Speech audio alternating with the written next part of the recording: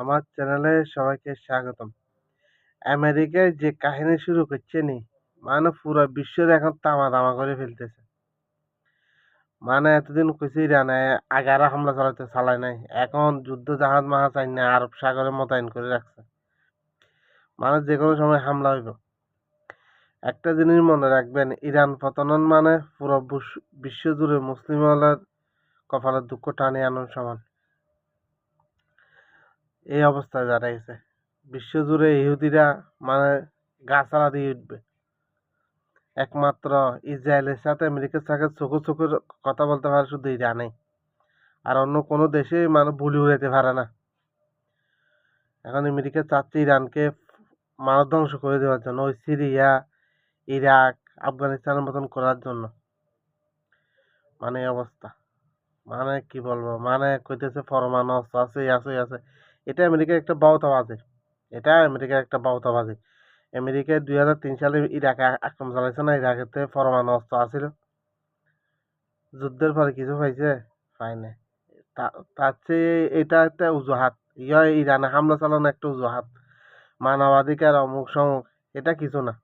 এটা শুধু একটু বুলি উড়ানো।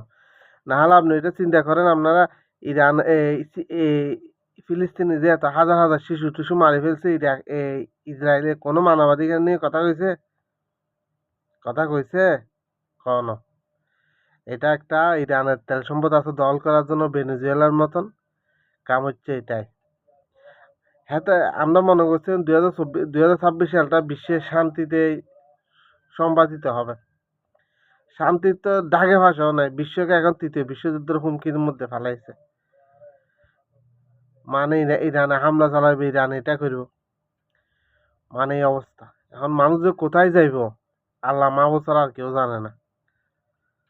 মানে ইরানে হামলা মানে পুরা বিশ্ব জুড়ে মুসলিমরা হুমকির মধ্যে দাঁড়িয়ে যাবে। আজকে তারা গণতন্ত্র ফনতন্ত্র এরা আসলে কিছু না, চাচ্ছে ইরান একটা শক্তিশালী দেশ হয়ে যাচ্ছে, অস্ত্র শস্ত্র বানাইতেছে। এখন বিশ্বজুড়ে ইরানের একটা প্রভাব বাড়তেছে। এই আমেরিকাদের ইরান ইসরায়েলে চাই এটা না হোক। মানে মূলত ঘটনা এটাই। তার তেল সম্পদ আছে, ওইটা আছে, এগুলো দল করব। ওই আর দালাল শাহ রেজার ফল আরো বহাইব ক্ষমতায়। হাতে ওই ইসরায়েলের মার্কিন কেউ ফাঁস হাঁটব, এটাই লাভ এদের। এটাই লাভ, অন্য কিছু না। নাহলে নাহলে এরা যারা বিক্ষোভ অংশ নিয়েছিল তারা কি ভালো মসজিদ পুড়িয়ে দিছে, বড় বড় মাদ্রাসা পুড়িয়ে দিছে? এটা নিয়ে আর কাছে কেউ কথা কয় না। হ্যাঁ, তোরা এই আমেরিকার যার বন্ধু তার শত্রুর কোনো দরকার নেই। এরা স্বার্থ লেগে ব্যবহার করে, স্বার্থ থেকে উঠে দেব, চুরি ফেলে দিব। আমেরিকা হচ্ছে এরকম জাতি। আমেরিকা পুরা বিশ্বে লুটি ফুরি খাইতেছে। এই গজব থেকে আল্লাহ কবে যে মুক্তি দিব বিশ্বরে, এটা কেউ জানেও না, কেউ বলতেও পারে না। তারা এক কাহিনী শুরু করছে আমেরিকায়, হামলা চালাই। হ্যাঁ, আর কোনো তো খাম নাই। বিশ্বরে আর শান্তি থাকতে দিল না আরে। বিশ্বরে আর শান্তি থাকতে দিল না আরে। না হলে হুদু কোনো দরকার আছে? এরা দেশ কত সুন্দর দেশ চলতেছে, তুই কি লেগে হামলা চালাবি? তোর দেশে এত অশান্তি, তুই এটা চুবাইতে পারস না। হ্যাঁ, তোর দেশে এত অশান্তি, তুই এটা চুবাইতে পারস না।